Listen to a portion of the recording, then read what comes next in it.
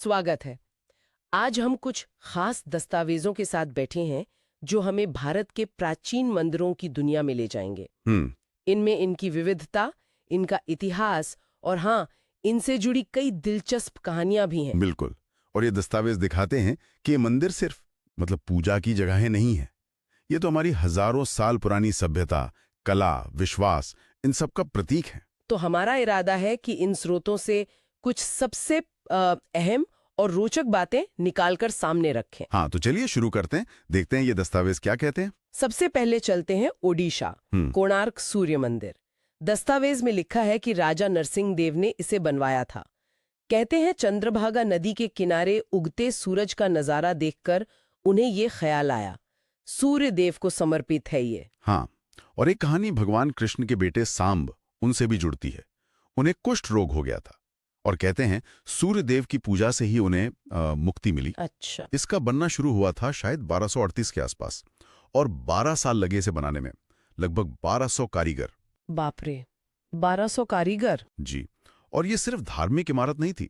दस्तावेज इशारा करते हैं कि ये उस समय के जो विदेशी हमलावर थे, जिन्हें यवन कहा गया है, उन पर राजा नरसिंह देव की जीत का निशान भी था। और इसकी बनावट, वो पत्थर का इतना बड़ा रथ और वो 7 घोड़े, मतलब कमाल की कारीगरी है। लेकिन इसके शिखर से जुड़ी एक दुखद कहानी का भी जिक्र है इन दस्तावेजों में, धर्मपद नाम के एक लड़के की। हाँ, वो कहानी काफी मशहूर है। जो मुख्य कारीगर थे शिवी, उनके 12 साल के बेटे धर्मपद ने जब कोई और नहीं कर पा रहा था तो उसने वो शिखर कलश स्थापित कर दिया। लेकिन फिर ये कहा जाता है कि बाकी 1200 कारीगरों की जान पर ना बनाए, इसलिए उसने अपनी जान दे दी। ओ, ये तो बहुत दुखद है। बिल्कुल। आज भले ही वो खंडार जैसा दिखता है, लेकिन उसकी कला आज भी हैरान करती है। सरकार ने वहां एक म्यूजियम भी बनाया है। कोणार्क की इस भव्यता के बाद अब रुक करते हैं गुजरात के सोमनाथ मंदिर का। इसका इतिहास तो काफी उतार चढ़ाव भरा रहा है। दस्तावेज बताते हैं कि ये अपने सोने, चांदी, हीरे जवाहरात के भंडार के लिए बहुत मशहूर था और इसे तो कई बार तोड़ा गया और फिर भक्तों ने बनाया। हाँ, सबसे ज्यादा जिसका जिक्र आता है वो है महमूद गजनीवी का हमला 1024 ईस्वी में।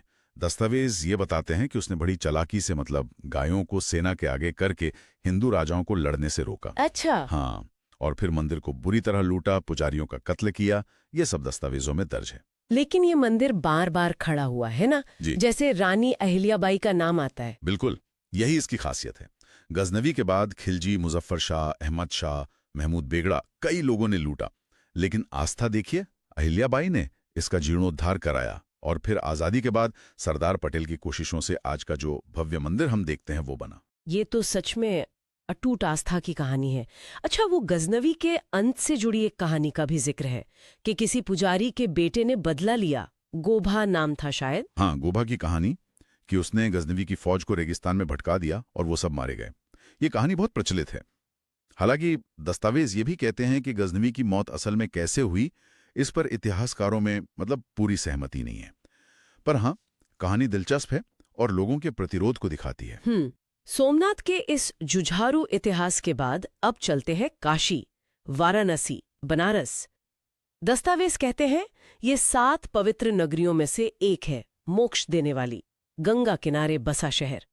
और यहाँ मणिकर्णिका घाट के पास है प्राचीन विश्वनाथ मंदिर। इसका इतिहास कैसा रहा है? काशी विश्वनाथ का इतिहास भी बड़ा पेचीदा है। दस्तावेजों के मुताबिक ये ठीक किसने और कब बनवाया, पहली बार ये कहना मुश्किल है। फिर राजा टोडरमल ने इसे 1637 में बनवाया, लेकिन फिर औरंगजेब ने 1669 में इसे तुड़वाकर वहां मस्जिद बनवा दी। ओह। हाँ, फिर इंदौर की रानी थी अहिल्याबाई होलकर, उन्होंने 1777 में इसे पासी में दोबारा बनवाया और बाद में महाराजा रणजीत सिंह ने 1839 में इसके शिखर पर सोना चढ़वाया। अच्छा, और यहाँ का जो शिवलिंग है वो भी कुछ अलग है, गोल नहीं है? हाँ, ये एक खास बात है। यहाँ का विश्वेश्वर ज्योतिर्लिंग चौकोर है, आमतौर पर शिवलिंग गोल होते हैं। और काशी में मान्यता है कि विश्वनाथ ही राजा हैं, बाकी देवता उनके मंत्री, कोतवाल वगैरह हैं। पास में ज्ञानवापी कुआं भी है। काशी की इस गहरी आध्यात्मिकता से अब एकदम दक्षिण में चलते हैं, भारत का आखिरी छोर, कन्याकुमारी, जहां 3 समुद्र मिलते हैं, बंगाल की खाड़ी, अरब सागर और हिंद महासागर। यहाँ के मंदिर की क्या खासियत है? कन्याकुमारी मंदिर का प्रवेश द्वार काफी ऊंचा है, लेकिन अंदर गर्भगृह में रोशनी कम रखी जाती है। यहाँ देवी का काले पत्थर का बहुत सुंदर विग्रह है, हीरे के गहनों से सजा हुआ। और एक हैरान करने वाली बात यह भी है कि समुद्र तट के इतने पास होते हुए भी वहां पास में एक मीठे पानी का कुआं है। कमाल है। और देवी की कहानी, कन्याकुमारी नाम क्यों? कथा है कि बाणासुर नाम का एक राक्षस था। उसे वरदान था कि उसकी मौत सिर्फ एक कुंवारी कन्या के हाथों ही हो सकती है। अच्छा। तो देवी दुर्गा ने कन्याकुमारी रूप में अवतार लिया और उसका वध किया। अच्छा। उनका विवाह भगवान शिव से तय हुआ था, लेकिन कहते हैं नारद मुनि की वजह से कुछ ऐसा हुआ कि शादी का मुहूर्त निकल गया और वो कुंवारी ही रह गई।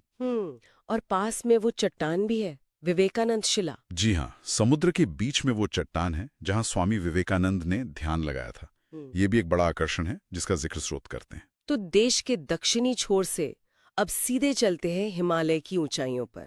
बद्रीनाथ, 4 धामों में से एक। इसके बारे में दस्तावेज क्या बताते हैं? बद्रीनाथ अलकनंदा और ऋषिगंगा नदियों के संगम पर है, नर और नारायण नाम के 2 पहाड़ों के बीच। कथा ये है कि नर और नारायण नाम के 2 ऋषि थे। उन्हें सपने में भगवान विष्णु ने दर्शन दिए और बताया कि नारद शिला के नीचे उनकी मूर्ति है। अच्छा। हाँ, तो उन्होंने वो काले पत्थर की पद्मासन मुद्रा वाली मूर्ति निकाली और मंदिर बनवाया। वैसे कुछ लोग ये भी मानते हैं कि आदि शंकराचार्य इस मूर्ति को तिब्बत से लाए थे। दस्तावेज दोनों बातों का जिक्र करते हैं। और यहाँ भी कुछ कुंड वगैरह है। हाँ, कई कुंड हैं। तप्त कुंड है जिसमें गर्म पानी आता है और ठंडे पानी के झरने भी हैं। और क्योंकि ये इतनी ऊंचाई पर है तो बर्फबारी के कारण मंदिर नवंबर से अप्रैल तक बंद रहता है। पहले तो यात्रा बहुत मुश्किल होती होगी। बहुत ज्यादा, लेकिन अब तो सड़कें बन गई हैं तो यात्रा काफी आसान हो गई है। पास में ही पांडुकेश्वर है जहाँ से कहते हैं पांडव स्वर्ग गए थे। हाँ, तो ये थी एक झलक कोणार्क की कला, सोमनाथ का संघर्ष और पुनरुत्थान, काशी की आध्यात्मिकता, कन्याकुमारी का संगम और देवी की कहानी, और बद्रीनाथ की ऊंचाई और शांति। इन दस्तावेजों से साफ है कि ये मंदिर सिर्फ पत्थर की इमारतें नहीं हैं। ये इतिहास, कला, आस्था और अनगिनत कहानियों के जीते जागते अध्याय हैं। बिल्कुल, हर मंदिर अपनी एक अलग कहानी कह रहा है और सब मिलकर भारत की जो गहरी आस्था है, जो सांस्कृतिक विविधता है, उसे दिखाते हैं। सदियों से ये खड़े हैं, बदलते वक्त को देखते हुए। और आखिर में एक सवाल छोड़ जाते हैं सोचने के लिए। हजारों साल बीत जाने के बाद भी आखिर क्या है इन जगहों में जो आज भी लाखों लोगों को अपनी तरफ खींचता है? यह हमारी जड़ों के बारे में, हमारी मानवीय तलाश के बारे में हमें क्या सिखाते हैं? इस पर सोचिएगा जरूर। अगली बार फिर मिलेंगे कुछ और ऐसी ही गहरी जानकारी के साथ।